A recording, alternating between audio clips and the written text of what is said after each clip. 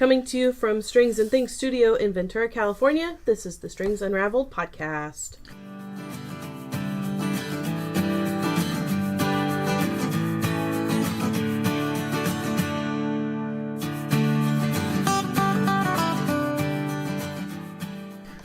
Yay! We're back.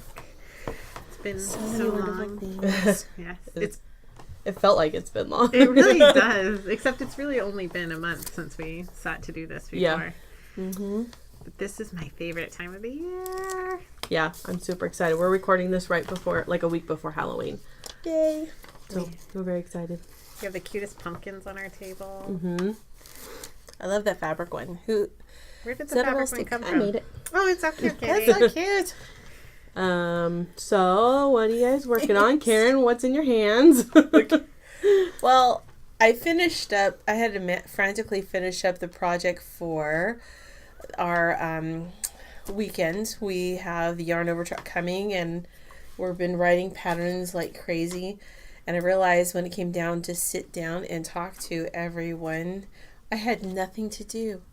So I went into the depths of my office. You had things to do. Oh, you have many things to do, but many things. But to be able to just sit and knit something, because I've been crocheting things like crazy, and I've been photo editing and working on pattern corrections. But to just sit down and knit actually feels like an amazing thing right now. But I went into the office because I thought I can't just sit here and do nothing. I need some yarn in my hands, and I thought I will go and find what's in this bag. This bag I haven't seen in forever. Oh, wow. There's a project I started like years ago. And so I am currently, current being in the last 5 minutes, picking up the Fair Isle pants pattern that I started, and I got through the waistband and some of the striping, and these look so fun. This was done originally on Hola Knits. This is a pattern by Emily Ringelman called Fair Isle pants. They look like the most comfortable things. They're done in Knit Picks Swish worsted, and they will be toasty and comfortable, but they just look amazing. Is that what that yarn is? Mm-hmm. Because that looks exact. I think those are two of the colors of my sweater. Yeah. But this is Wool of the Andes.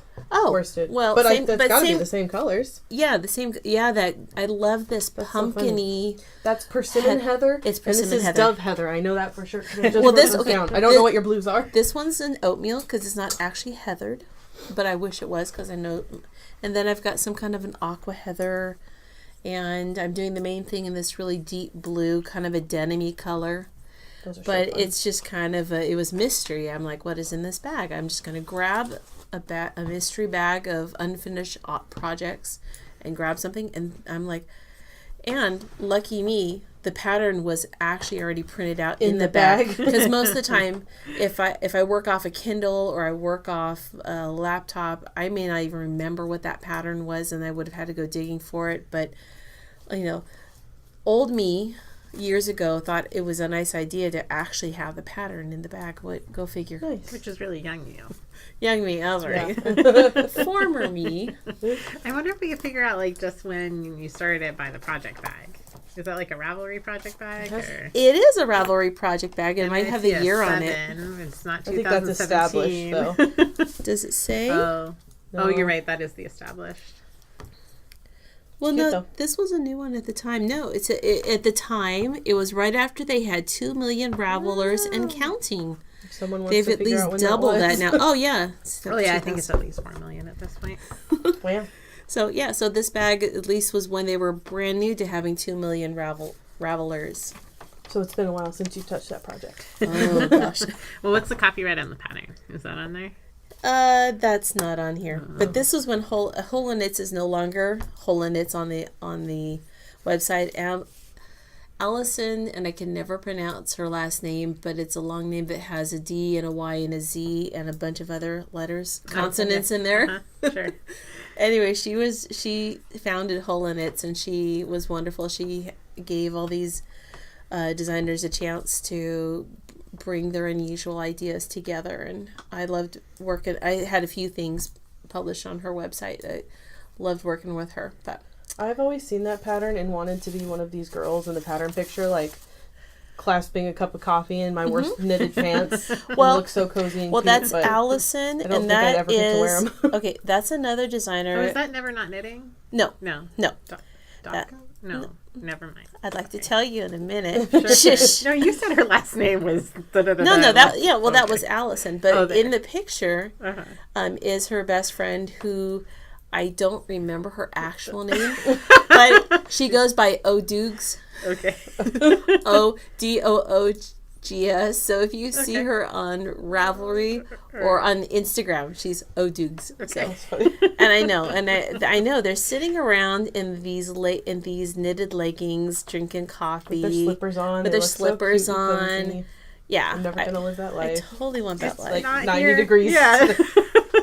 Well, you have to be in Chicago where, yeah, where they're saying, at, I'm where never it's gonna really live that cold. life. No. I'll have to go on vacation. Yeah. Go be a climate tourist. Yeah. Like some people are climate tourists for heat. Let's go be climate tourists for the cold. Let's do an Iceland trip just so we Reykjavik. can have a reason to wear our knits. Yes. Yep. And so I'm on board. Yep. so we will.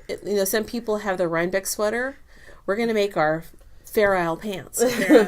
Oh, we are. Yes, we Yeah. are. I heard Fair you Isle off air tell me you wanted these. So. Nope. No, that was me. Katie. I want them. I'm never gonna make them, but I want them. Yeah. Oh, so Karen's gonna make us Everybody our travel Fair Isle wear. pants. I'll send you the colors that I want. Yeah. I'll even buy the yarn. Don't think I That's so won't. thoughtful. I could. I know, right? She Actually, might. I could. Okay. You know what? That's Christmas. That's my Christmas 2019. I'm not devoting that much time to your Christmas present. No. Maybe we could trade travel wear. Karen will make us the Fair Isle pants, and I'll make like some mitts. I don't really think that's the equal same. knitting. You need like 12 mittens to make up, more than that to make up a pair of pants. Okay, let's just say I want as many mittens if as it's it would take to lined? cover my legs.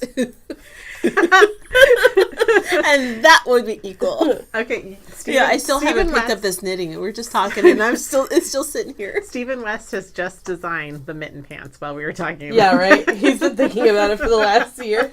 And We're like gonna see it on Ravelry next week. tomorrow, yeah. Oh my gosh. That would be awesome. I want him to do that. Mitten pants. That would be so cool. Well, it would be something.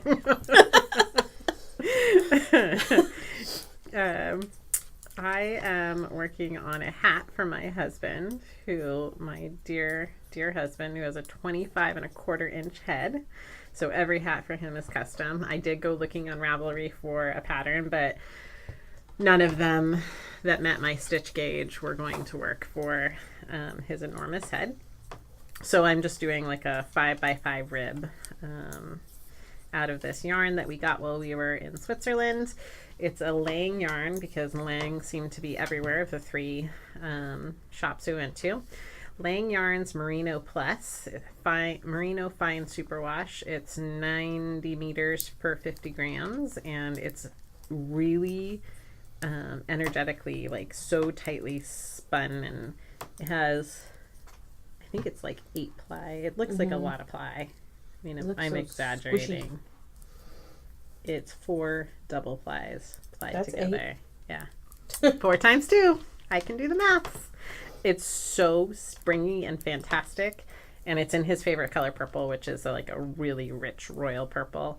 I had been trying to trick him into buying this royal blue that I was obsessing about. Like, would you like me to make you a hat in this gorgeous, chunky royal blue? Even In though this that color is that not, I like? Yeah, that is not your color at all. Instead, he chose like a turquoise kind of that's sort of like the Sharks color, which is why he chose it for the San Jose Sharks. And then he was wandering around the store and he found this gorgeous purple in their clearance bin and it was 30% off. So we bought both, of course. Of course. So he needs 2 hats. Yes.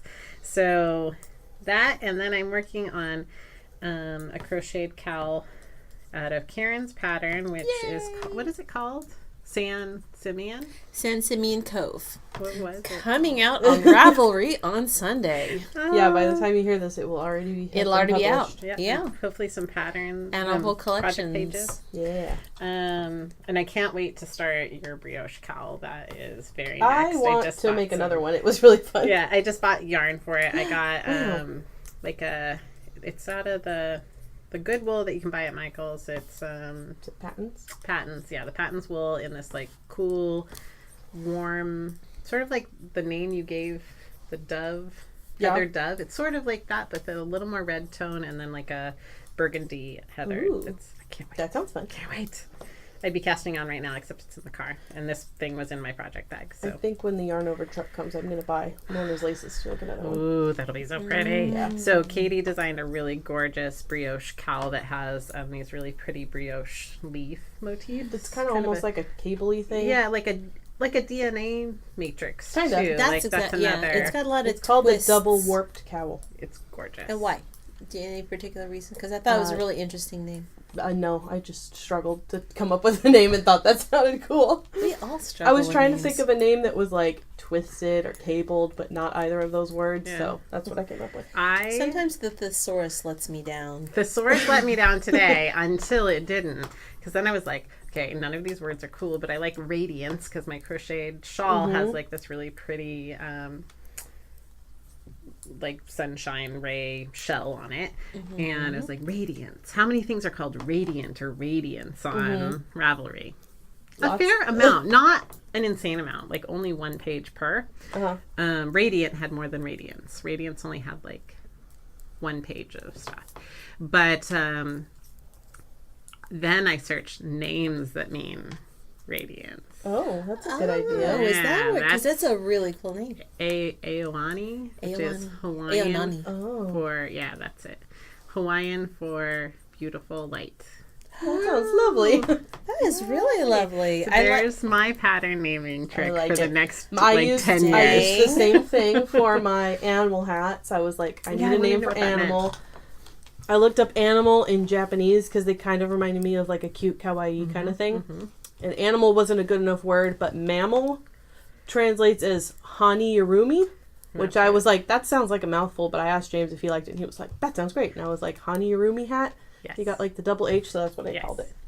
They're I don't know so if I'm saying that right, but Well, in Japanese, it's sort of like Spanish that once you learn the vowel sounds, you say all the hani sounds. yarui, there's no M in it. Hani yarui. Yeah, you say all the vowel sounds, like all the sounds of the word, like Yeah. in Spanish.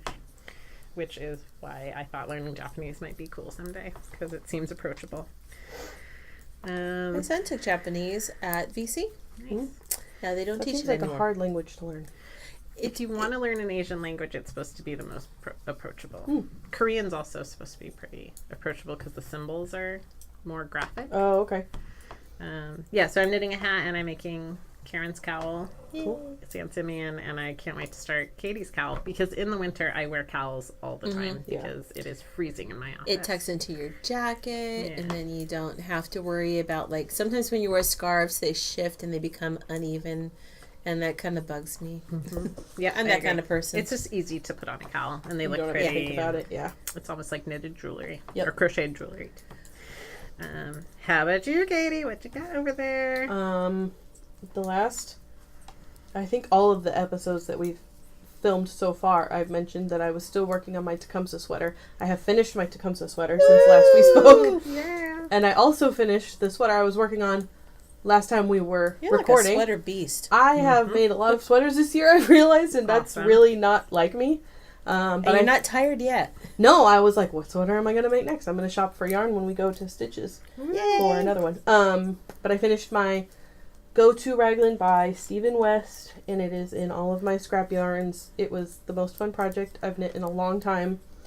It is like 1,000 colors, but I love it, and it was easy and enjoyable, and I want to make another one. I threw all my fingering weight scraps in a bag, and I knew I had enough by weight to make the sweater. And I thought that bag would look a lot more empty when I was done, but it's still like half full. So I'm pretty sure I can make another one of them, but Wow. I'm probably not going to. But not in that yarn.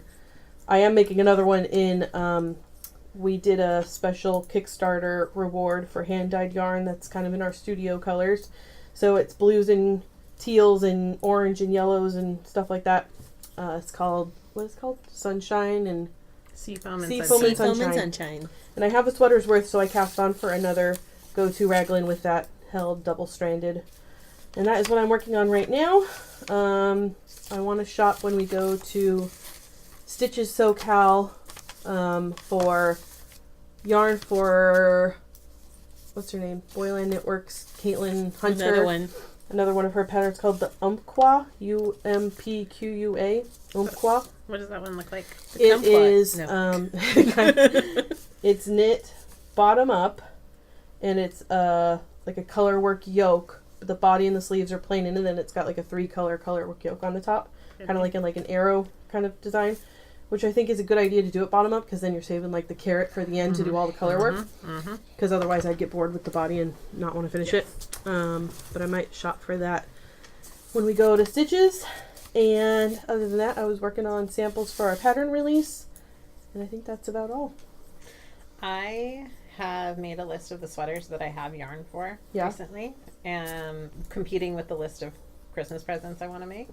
And there's like 9 sweaters that I have yarn for that I like actively want to make and finish. Yeah. So I probably am not allowed to shop for sweaters amounts buy of sweater yarn. amounts of yarn. In fact, I'm not sure what I'm allowed to buy at Stitches. But I have my eye on some things. I have purposely not looked at the vendor list, because then I won't worry about missing anything. Yeah. So I was like, I'm not going to look. I'm just going to be surprised when I get there. And every day I'm like, I could just go peek, but I haven't looked yet. So when I'm there on Thursday night, you don't want me to take sneak peek pics and Nope, send them to because then you? I'll be sad if I miss something Yeah. when I'm there Saturday. I don't know about that. I have to think Well, about just the picture of the vendor, not necessarily the goods. Because I already looked at the list. Yeah, I haven't Well, looked at the I list. suppose I haven't yet. I there's need to. like maybe one thing that I saw on Jimmy Bean's that if they have there, I might ask you to buy there. Okay. If it's Just there on make sure you get Thursday. Yeah. They put up a picture of the cutest travel case for yarn. Did you guys see that? No. It's like a tiny little train case with a special size of their like snap bags. And it's, you could probably jam a sweater in What there. was the name of that again? I don't remember. You guys have to look at what Jimmy Bean's Namaste travel train case is. Oh. I mean, that might be what it's called. It's by Namaste. And I it saw might be an called ad the for train that. case. Yeah. It was on a recent post. They Because said they said Namaste is back. Yeah, they didn't said they know might that. be bringing really it excited. to Stitches. And then I looked at their Stitches ad on the Stitches booklet that you download or whatever, and it's Namaste featuring, and Jimmy Bean's was little in the ad. I So kind of forgot about if Namaste. anyone, A little bit. if anyone, It's my favorite needle organizer. well, I've had 2 Namaste bags that I used as purses, and I used them for years. It took years before they wore out.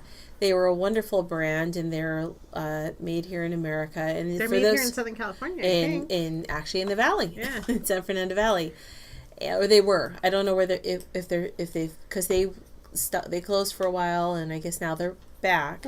But for people who want a really good looking leather-like bag that's vegan, that where there's no animal product whatsoever, and yet they're very stylish and they're very hard wearing, I cannot recommend Namaste enough. I'd be interested to see what styles they have nowadays. If they're coming back slow, or if they I have a don't whole know. range of stuff. But I want that train case. That's cool. So if you see that, I think I want either the pink or the dark teal. So if it looks like people are doing a mad rush, you might want me to buy and and I'll pay just pay you back. Just in case. for, That's all. But otherwise, no, don't show me anything else. except XYZ. Yeah. Just that one thing. Just that X. one thing. Just that one. Cool. Yeah. Sweaters are great, though. I'm impressed with your sweater outfit this year. I am too. Bottom up, I'm really enjoying that. I lately. really love bottom-up sweaters. Because you can take the sleeves with you, and they're small little projects. Not everything's attached until the very end. And then I feel like once you join the sleeves, it's almost done. 'Cause Yeah. it goes fast when you're decreasing. Yes. I'm a big fan. I'm working on the Florence cardigan. I think that's what it's called. Mhm. That might not be what it's called. I think that's what it's called. Okay, I'm having a great joy in working in it. It's Turn by, what are they called? Quince? Quince & Co. Thank you. Quince & Co. Delicious yarn. I don't know if I've So worked with meaning. It's wonderful. It's American wool and a 25% silk, and it's just delightful. Anyway, so I finished both my sleeves, and I can't wait to cast on the body so that I can. And that's how I keep sleeves from being kryptonite, is the bottom of sleeve. You do it first. Yeah. That's a good tip.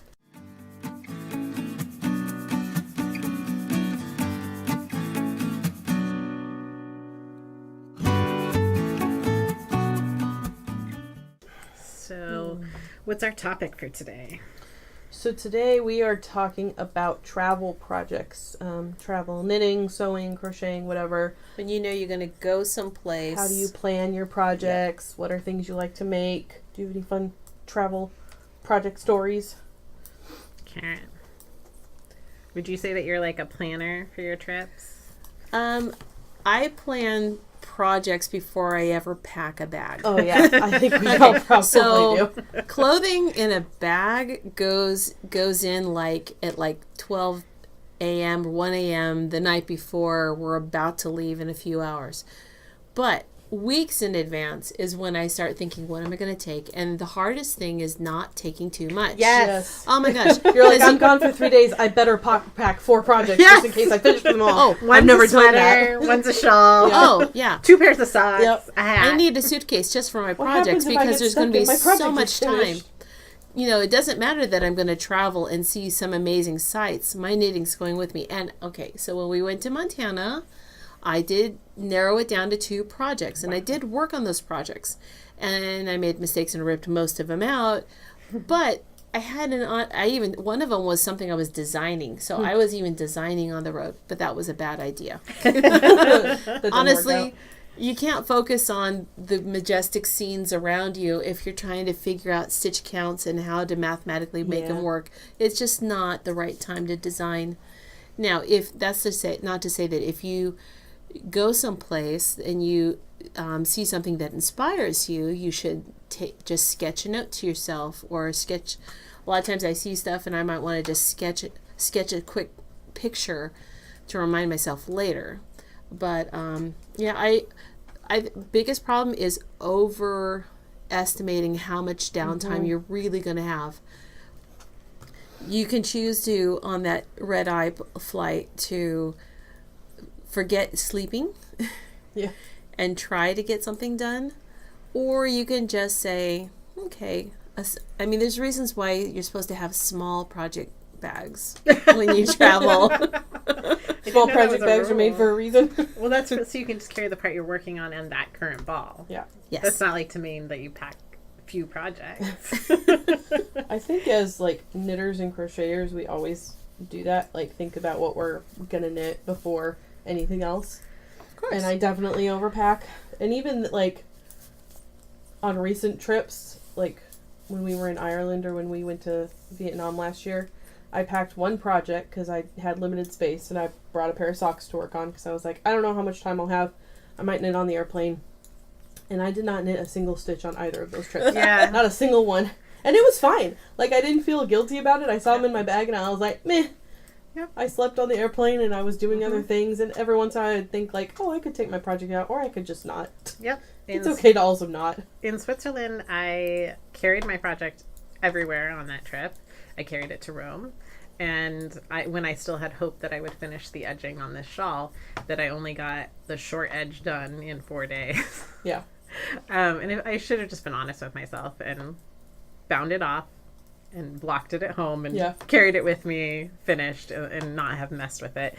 But I like to, of course, we go yarn shopping when we're traveling. And then I don't want to work on the thing I brought. No. I want to cast it. Buy whatever the new thing is. I'll buy needles while I'm there, and I will want to cast on that thing then. So I bought this really cool hot pink yarn, also by Lang, because that seems to be the main yarn company that end of the world. There's Katia and Lang were the things I saw.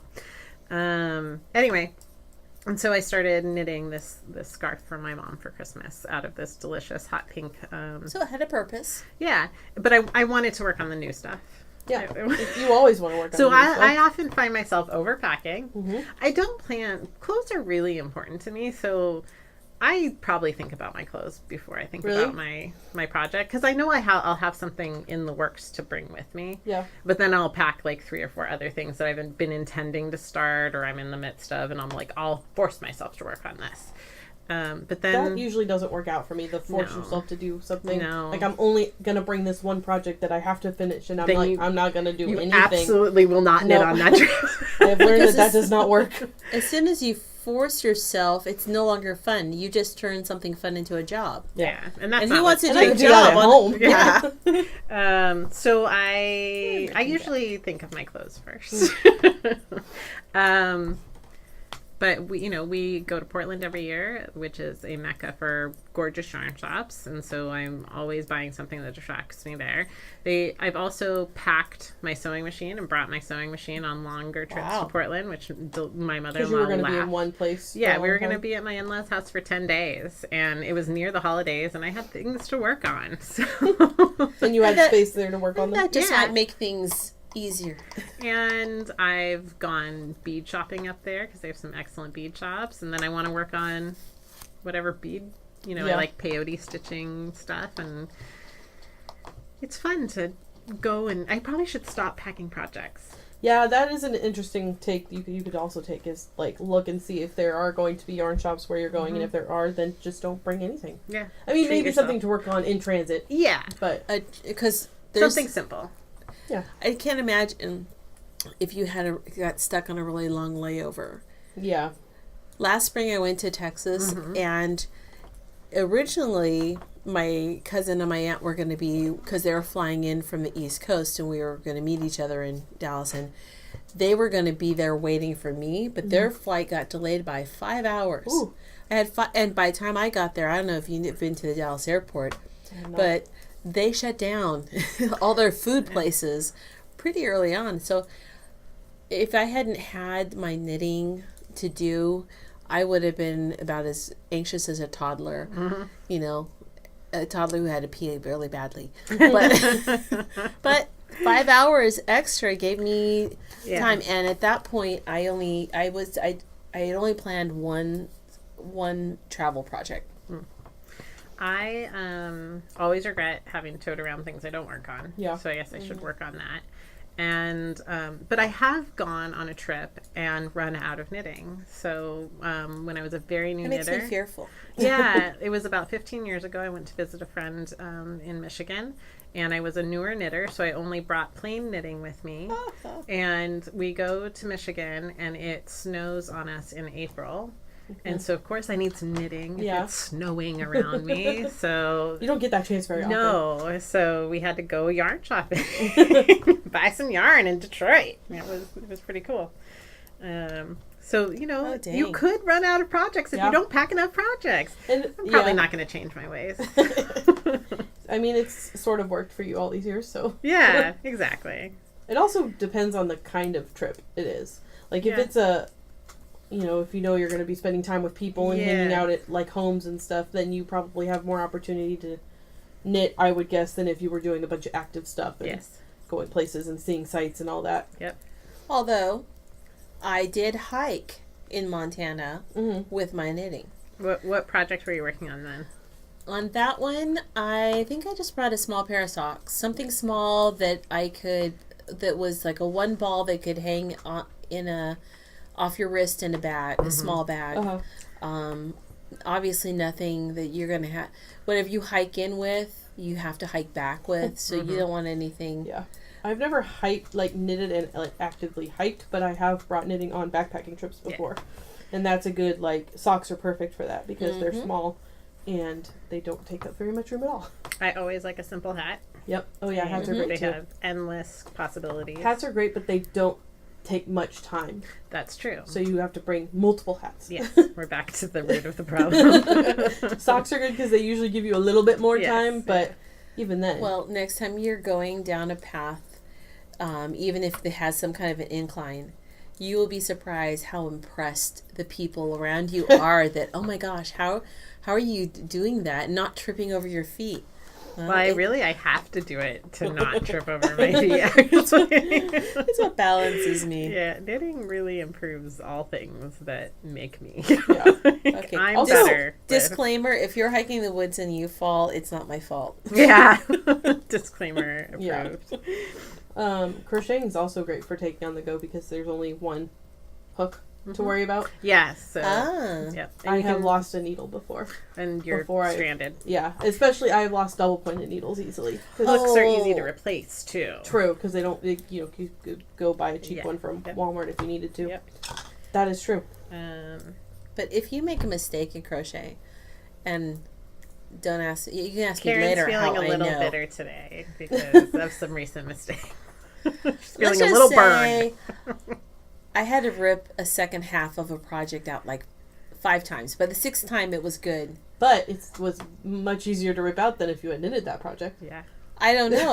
If I had knitted it, I could have found the mistake, dropped down, and fixed it. Oh, well, yeah, true. one of those I would have had to still rip way back.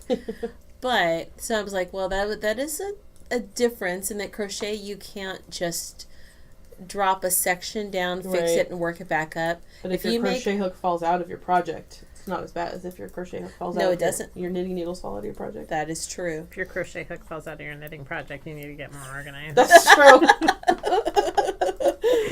I brought my crochet hook, but I don't have my knitting needles with me. Guess you're gonna crochet those socks. Have you guys ever made crocheted socks? No, I haven't. I've started them. Yeah.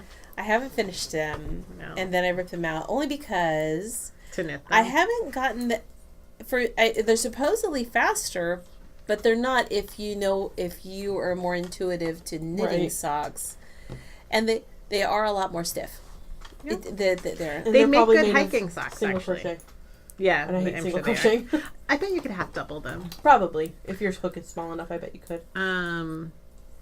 But I bet they're good hiking socks, Yeah. speaking of hiking. So you put like a boot liner in there and you have the padding of the crocheted sock. I bet that's good. Yeah, I like to travel.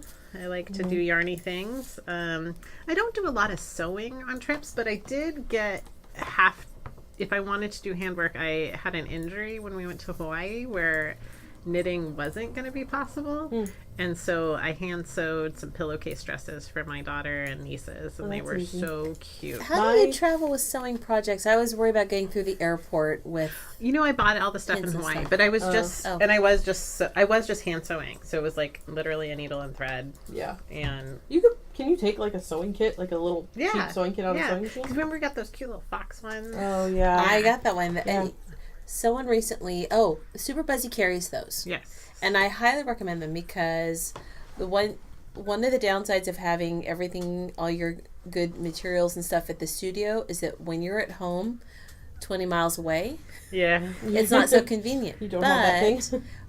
That's why I kept one of those little, if you're not what we're talking about, there's a fox, looks like a little fox face bag, and you open it up and it's a sewing kit with needles and scissors and tapestry, little bits of thread, little bits of everything, but it makes for a really great. I realize if I was traveling, I would want that in my bag. Yeah. Because that's why hotel rooms have sewing kits. And I put that to use. Like I live in a place where I have all these sweaters and I never get to wear them. And last spring I went to Texas where the average daily temperature was still below freezing. And it was great until I realized that all these sweaters that I put them on and they had little itty bitty buggy holes. Oh, because you hadn't worn them. Because I hadn't worn them, and I didn't get to enjoy them, but the bugs did. Lucky bugs. But I went down to the hotel concierge, and I was willing to here's some money. Let me pay you for something like that. And he's like, no, hotels have those kits, and it was great because they give you little samples of different colored threads. So I just worked and darned them after I stopped cursing.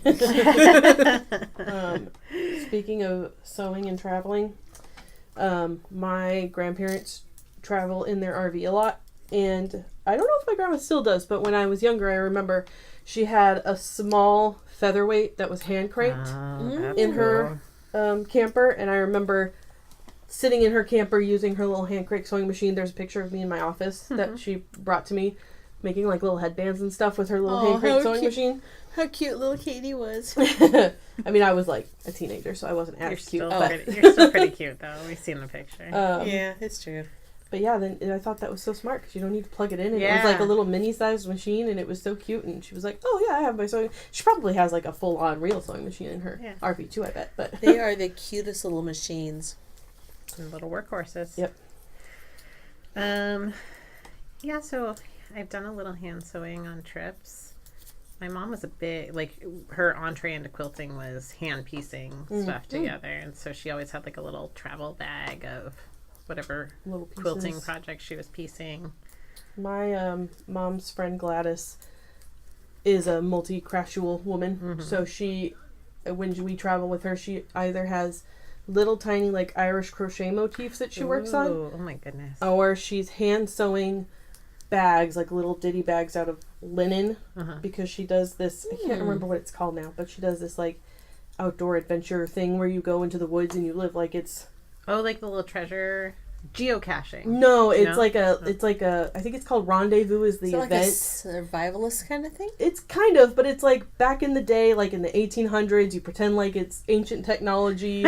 You go into the woods, you have to like live like no technology. So she buys like old linen pieces and pieces them into little bags and stuff like that. So she's always has like pulling out these little bags of things and linen to hand sew, and she's always working on something like that. So she is a very good travel crafter. And she travels all the time. She's never home. That's awesome.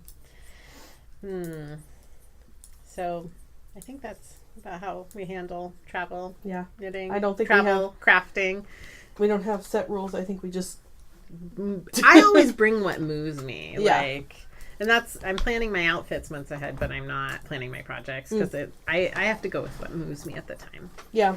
And sometimes I'll have an idea of what I want to bring, and then that's weeks ahead, and then by the time he gets here, I'm like, oh, I don't care about that thing anymore. I'm going to bring whatever. And sometimes I'll just bring needles and yarn and figure something out.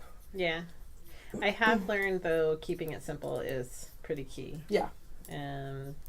I did underpack another time, and I ended up sitting in a dark, hall or whatever, and I couldn't work on the thing I was doing because it was color pooling lace. Oh, that doesn't sound fun. No, just sat and listened. Yeah. That was it. That doesn't work well for traveling, I bet. I was real jealous of the fellow knitter who was sitting next to me who had an all stockinette project that she had bought on the way.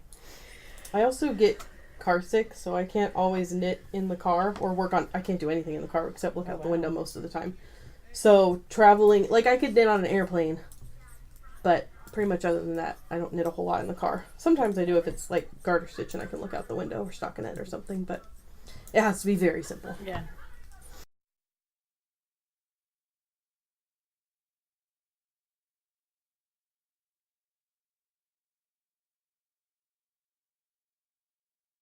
So our question to end our episode with, pull it up, is from Cheryl, and she asked, instead of weaving in ends, do you ever glue the knot and then cut the ends rather than weaving them in, especially on very open drapey patterns or with linen or cotton yarns mainly? So what do you guys think? Have you ever done that? So it's a real interesting question, and I sort of digested it upon hearing it initially. I suppose you could use like a fabric tack. Like a freight check? Yeah, but I mean, those things wear off. So first of all, I don't trust knots. I say to people, knots are like nails in furniture making. They are not trustworthy. They're not the thing that holds it together. You need to weave in your ends to be the glue and pressure that holds a fine piece of furniture together. Like, weave your ends in. So no, I wouldn't be able to handle just gluing a knot down. That would make me nervous. And then I don't trust knots. So even in an open drapey item, like, you have to follow the fabric and find a way to weave in your ends. Yeah. Something I've suggested but never ever done, and I'm curious to know if you guys have done it, is I've thrown the idea out there that you could take matching sewing thread and tacked tacked the it very after weaving in Mhm. the very end tail. Like, what do you think about gluing or knotting, Karen? The idea of gluing scares me, but it depends on the object. There's some objects I'm going to launder more. I worry more about the glue over time dissolving in the laundering process, flaking off. Well, coming apart. But it depends on the object. If there's an object that I'm going to really wear a lot and I'm going to need to launder it, then I think gluing it maybe initially, but like I like your idea with a coordinating sewing thread, tacking it down. And the reason why, if you do the sewing thread, it's thinner than your yarn, so it's not going to show up as much. And to me it's a similar idea where if you have you cut your ends too short and you can only weave them in even as it is maybe an inch and it's not far enough, or if you had thread that kind of came apart.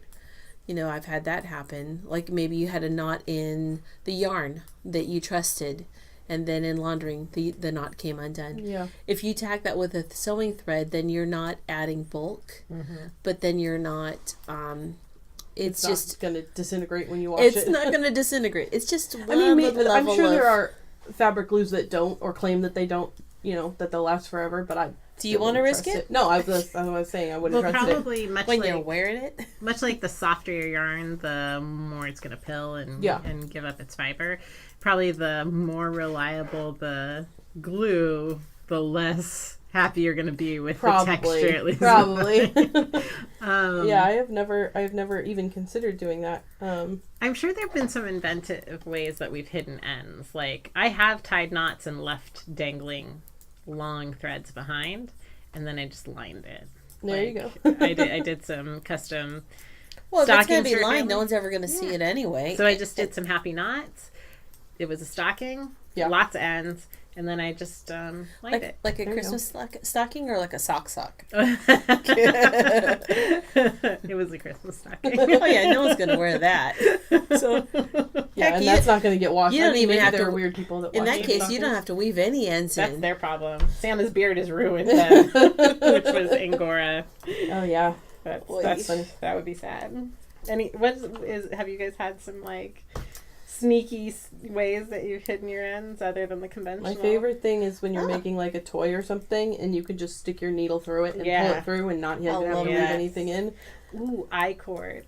Hiding your ends in the I-cord. I-cord. That's so easy. You just send it right up the tube. Oh, I will say in my... and seams. Yeah, seams are a great place to hide ends. In the sweater that I just finished, that was in like 1,000 yarns. And I didn't even think about your ends. Yeah, I know. One of the people, someone on Instagram was like, "What about all the ends?" And I was like, I'm not going to worry about it. And I did that technique where you weave in the ends as you knit. Yeah. Which I think I did a video on back in the Anacapa days. So if you could Google search how to do it. Basically, you're like holding the tail end over the needle as you knit, and it kind of captures it like you're capturing a float in Fair Isle. So I did that for all of the ends pretty much in that project. Wow. So then by the end, all I had to do was just snip them all. That's fantastic. It was so easy. And that doesn't work in every project. It works well in...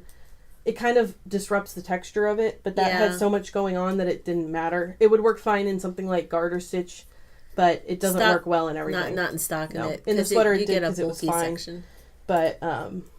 yeah, I wouldn't recommend it for everything. Well, you're only dropping one strand out of 3 at a time, right? So. I was knitting 2 strands at a time, and I was weaving them in as one. Yeah. So, yeah. Cool. Well, if I'm doing like a blanket, like I've done an intarsia type blanket. My kids were already grown, but I wanted to do this landscape. It was like a play mat. Mm-hmm. Yeah, but I felt like if you really use it as a play mat, all those ends were going to get worn. And they had one section that is like a railroad track, and there's a ton of ends, and I started weaving those in and got very worn out by weaving in ends. And I'm like, you know what, I'm just going to put some batting behind this. And I'm going to put just some fabric behind this, and I'm going to quilt this blanket, and no one will see those ends for a million years. The same thing as lining it. Yeah, that's right. Do you guys do anything special for like bamboo or cotton or slippery yarns? Do you treat those any differently? I just weave in a lot, or Because weaving in the ends is so challenging, I find myself planning ahead with doing a Russian join. Oh yeah, And that name gets assigned to a few different techniques, but the one that I like is, because I've seen people say that but do different things than I do. Oh, So what I do when I say Russian join is, I thread it in the new end into a tapestry needle, and then I just sew it like a running stitch in and out of the old end. Yeah. And then I pull the needle out and then pull it kind of like a Chinese finger trap, and stuck together. Voila. And then you just trim the ends. That's the only one I know. Well, I've seen another one where you fold over the two ends and then then you sew weave it them into each other. itself. I've seen that too. But that's... You like loop your two ends like that, and then you weave it into itself. Like imagine folding the two ends. That's what I thought you were talking about. No, I take the raw end and I Yeah. running stitch the new one through the raw strand of yarn. So you've got it's ends more coming like out. they're gripping Yeah. arm over arm. Yeah, like I Dream of Jeannie. Yeah, Yeah, just exactly. like that. Just Exactly. like that. Instead of linked arms sewn into each Oh, other. see, I thought you were talking about linked arms. I've done So linked there you arms, go, but there is a multiple little bit of a different bulk where the link is. Then that's almost like a knot, and you know how I feel about that. And so, like, I've done that with those difficult plant fibers or slinky fibers in planning ahead to not have to deal with weaving in their ends. And especially if it's something that has a seam, that makes everything so much easier. Yeah, seams are the best. I used that Russian join when I had to graft two blanket halves together, and that's way too much yarn to have in. Oh yeah, You joined your sewing thread to itself. I did that. I did that because when I tried to, what was the word? What's the word? When I tried to just leave ends that wove in later, they just weren't as strong. Oh, because you were grafting. Yeah, But I could see with your grafting. Russian join would be better in that situation because it would add a lot of strength It's to very the sewing strength to thread. the grafting. If it were that's the something spot that- delicate, then it probably wouldn't work as well. But and also spit splicing. Spit splice is the best. Oh. And that doesn't work on slinky yarns, but Yeah. Well, that's what I was gonna say. If I tried to silk- spit splice, but it was just when you're trying to graft You with don't the want with the it. oh bulk yeah, of it. that Ugh, sounds No. it was hard. gross. But silk behaves similar to wool and appreciates. So if you have like a little silk and wool in there, whatever else is will play along. Good to know. Isn't the rule like 70%? 70% non-superwash animal fiber. But like silk garden, I think is only 50% But it's also mohair and silk. mohair and silk. Yeah, so the silk behaves like It's all the- animal fiber. Yeah. Well, in a sense, yeah. So my most favorite swirl sweater is 17 balls of Noro Silk Garden with like 3 ends at the end. Nice. It was delightful. That's awesome. I only had to weave in where I actually had to cut and rejoin. Another little mini question somebody asked me is, do you weave in your ends after you've blocked your project? This is a question for the ages. I always vote for weave in your ends, leave them long, block it, and then trim them afterwards. Oh, what a diplomatic answer. I don't always do that. I usually just leave them all hanging out and then weave them in after I've blocked. But it probably would look neater if you wove them in, left them long, blocked it, and then trimmed it. That's a good, that's a good balance. I let the project it's project end mood, to be honest, dictate what I do. If it's lace, I generally weave it in after. If it's garter stitch or something solid or a sweater, I weave it in before. Do you feel that it changed those areas where it's woven in behave differently? They could, and that's why I don't do it on lace, because I want to stretch the snot out of lace. So I don't want anything getting in my easier to way hide of them exploiting that. Okay, so I gotta share a story. Anna and I did a trip years ago This is when we went to Stitches West, yeah. and we had no sleep. Literally, we had no We sleep. had a little bit of Okay, sleep. 1 hour. Literally, only 1 hour before we got on the an hour and road. a half between us. A cumulative hour and a half. So we might suffer from a little travel anxiety. It's a shared And our problem. first class we took together with Myrna Woods, Myra Woods. on lace. Yes. Great teacher. Great I teacher. don't know that story. And I wasn't we there for this. and we I wasn't each invited to this trip. Wow. and we each Somebody had to might stay back in the Yeah, store. somebody had to work. we each might have nodded off. Oh my god. separately in that class. But we both. Karen would elbow me, and I'd wake up. And of course, we sat in the front because we're good students. Yeah. Well, because we also those are the only I'd elbow places. Karen. Those are the only seats left. That's because true. We like so funny. arrived and had to go But to we class. were both wide awake when Myra says, "Now don't over block your lace. Just let it open gently." like you're rolling out pie crust or. And I looked over to Anna, and she is rolling her eyes, going, Whatever. You're You great don't know. until this moment. I'm going back to sleep. Everyone who knows Anne knows that she blocks the bejeebers. Yeah. She blocks it, max it out, stretch it out. Yeah. Yeah. But then I took a lace class later that weekend, and the lace whose name I can't remember, she was fantastic too. She's like, just stretch it real good, or something along those lines. A I guy was like you. You're my people. I like you a That's lot. so funny. I like the way you think. After that, we did get good sleep, and we we were much better students. I think we like slept the sleep of the dead. So well, after we had our commute. yes, it was not bad. We stayed in San Francisco, which was like 40 minutes, 45 minutes. That first night, it took 2 hours to get there. No way. It took 2 hours to I get must there. have been sleeping. Because I was driving. I woke you when we got to. Well, it took a little bit for me to wake get up, we're around the here. horn. We almost didn't make it into the parking structure before they closed. Yeah, that's true. It was like, yeah, I don't understand. That was a midweek. It was a Thursday night. It wasn't like there was construction, but anyway, we digress. Well, that's an I don't remember that at all. I'm sure I You was were asleep. asleep. What a terrible person I am. Well, you drove most of the way there, minus the, did. then it's my turn.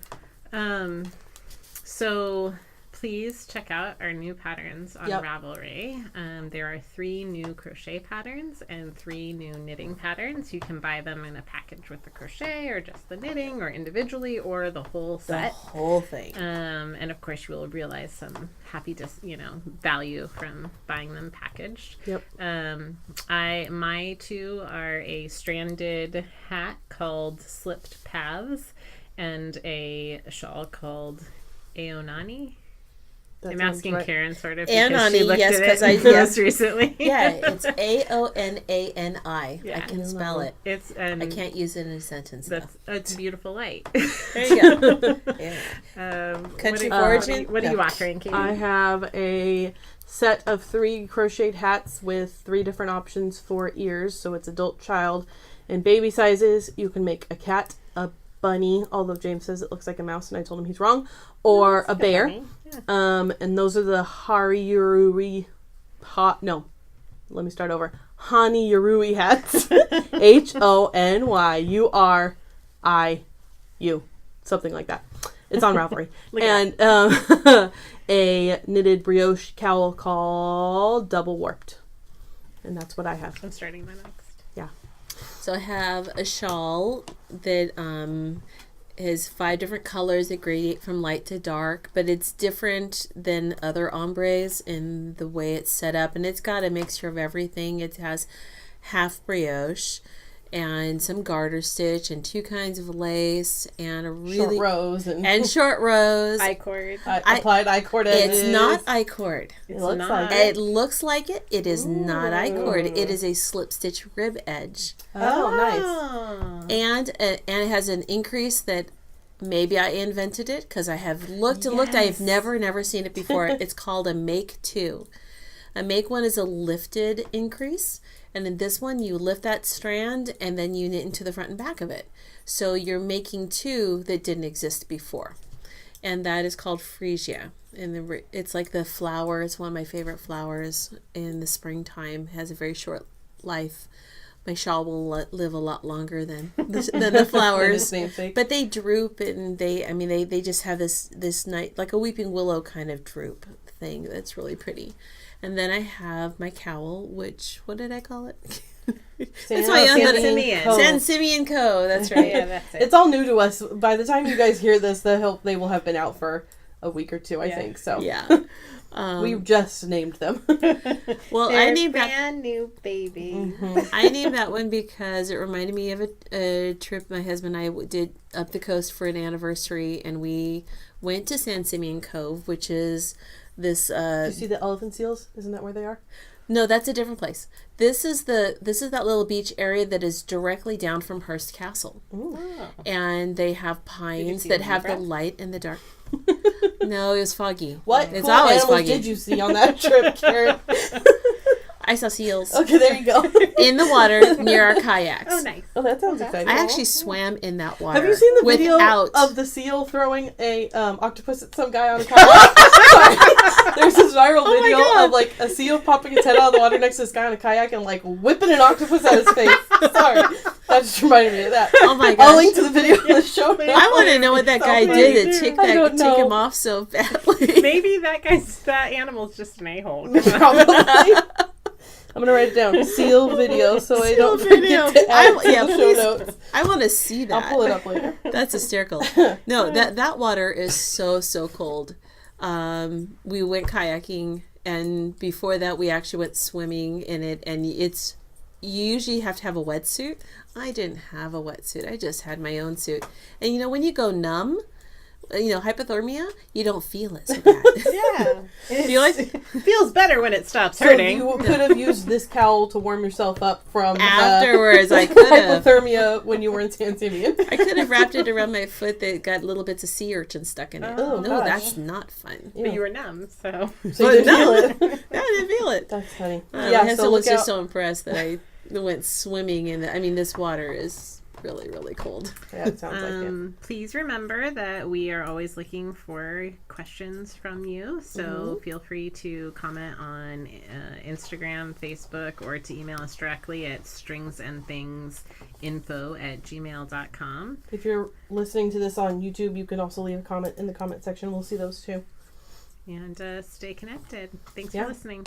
Also, I wanted to say, like us and subscribe to us on iTunes or wherever you listen to your podcast, because that helps other people find us. If you want to leave us a nice review, we would appreciate that too. Absolutely. Other than that, you can listen to us on iTunes, Google, whatever it's called, Google Podcasts, SoundCloud, iTunes, and directly on our website, stringsandthingsstudio.com. And I think that's it. All right. So have an awesome month, and we'll talk to you next time. Yeah. Absolutely. Thanks. Bye.